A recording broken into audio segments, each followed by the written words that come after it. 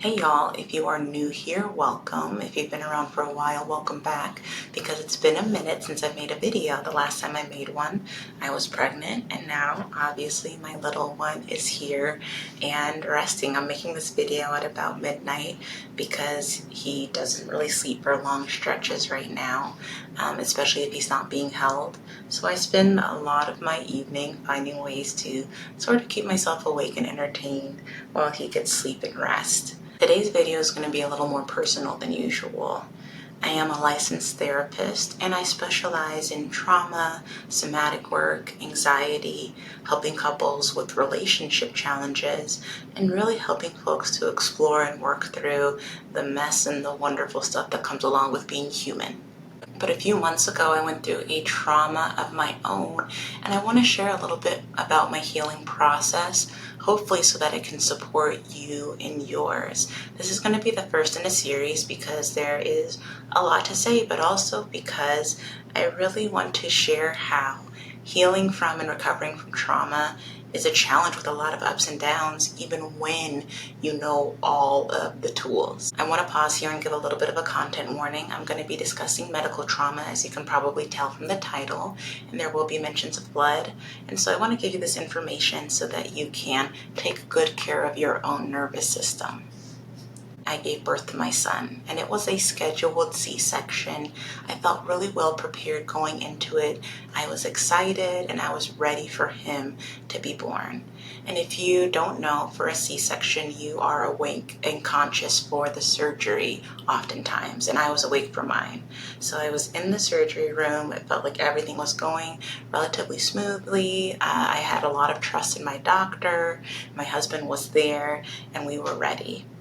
Partway through the surgery, my doctor started mentioning that she was seeing a lot of scar tissue from a previous surgery that I had had. She was having to do some additional incisions. At this point, things were scary, and in trauma therapy language, I was having what might be considered an adverse experience. This is a challenging, difficult, scary, anxiety-provoking, or hard experience, but your coping skills might still be helping you out. Your nervous system isn't fully overwhelmed.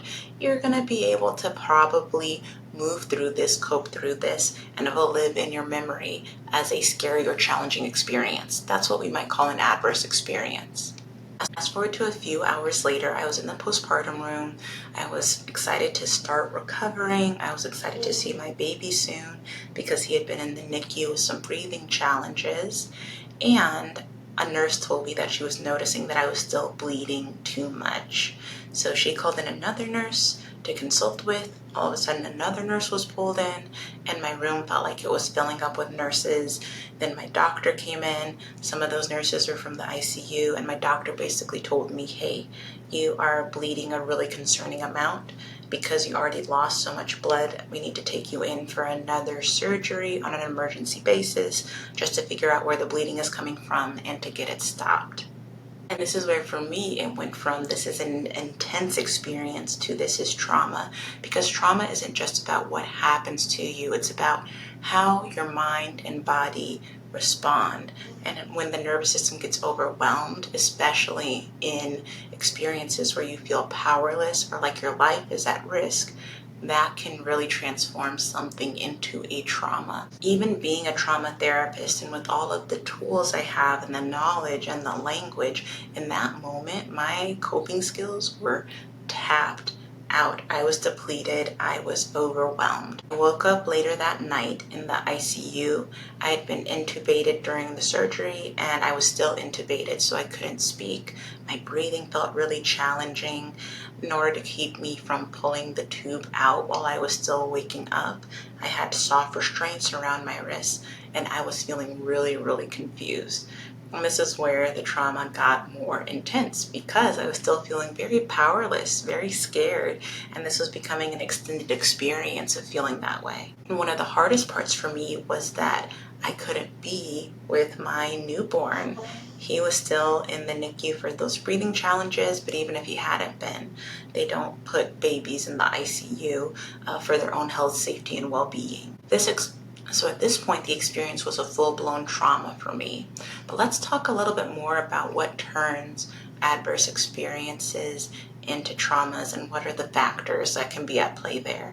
This is something that I talk to clients about all the time, but now also something I lived through very recently. There are multiple different factors that can turn an adverse experience into a trauma, but there were two that were at play for me in this experience. One was feeling like my life was threatened and really having my life be at risk. While I was going through that experience, I didn't know if I was going to survive. I didn't know that I was going to be at this point here, being able to recover. And when your life is threatened, when your safety is threatened, or when you perceive that your life, safety, or well-being, or really being threatened, that can turn something that might have been adverse into a trauma. Second thing for me was the lack of preparation, or the fact that I did not see this coming. I went into the day prepared for a routine C-section. I knew in the back of my mind that there were risks, but I didn't see myself as having a lot of risk factors that would lead to complications. And so I didn't have any time to orient or prepare myself for those really scary things happening. We as human beings, we can make it through so many intensely challenging experiences when we have some idea of what's coming. We have time to gather our resources, to prepare, to get our nervous systems ready, to make sure that we have the support that we need, to plan and see how we might be able to move through it. But when sudden, unexpected, challenging things happen, that can just amp up the sense of our safety being threatened and turn an adverse experience into a trauma. We don't have time to prepare, we don't have time to orient or get ready for what's coming. And for many of my clients, I've seen other factors turn an adverse experience into a trauma. These can be things like prolonged or very long exposure to an adverse experience without having any breaks. Isolation and feeling or being all alone. Shame can also turn an adverse experience into a trauma, or being judged for that adverse experience, in addition to having back-to-back experiences. And most of all, not having space or tools or capacity for processing an adverse experience can turn it into a trauma. So if you don't have time or space or tools to reflect, make meaning, really work through mentally, emotionally, and in your body what happened, then that can turn an adverse experience into a trauma. From waking up in the ICU, I spent then 2 additional days in the ICU, and then I spent 2 days on the postpartum floor healing and recovering. That came with a lot of pain, a lot of uncomfortable medical interventions, blood draws, IV drips, having to try to get up and walk while I was still freshly off of 2 different surgeries. And a lot of this stuff is because I was receiving really good medical care.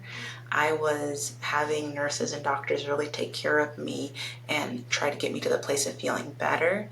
It just was prolonged challenge. It just turned into almost this survival-like fight to do the recovering I needed to do to get out of the hospital.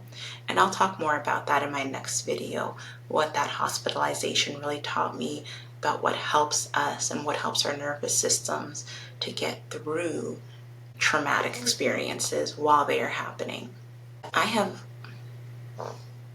learned a lot, and that's one of the things I'm happy about as a therapist, that I get to keep learning and growing. I'm still healing, but I've made so much progress because of the support of loved ones, my own therapy, my own tools and practices, and how they've supported me. And I hope that by sharing parts of my healing journey, I'm able to help you in yours in some ways. So if you've gone through something hard and it feels like it's still stuck in your brain and in your body, you are not broken. You are not crazy. Your nervous system is doing its protective work, and you might need time, space, or tools to be able to do some more of your healing. That healing is very, very possible. I hope that you'll join me in the rest of the series, where in the next part we're going to be exploring some of those tools and those practices. Thank you for being here, and I'm sending you so much care.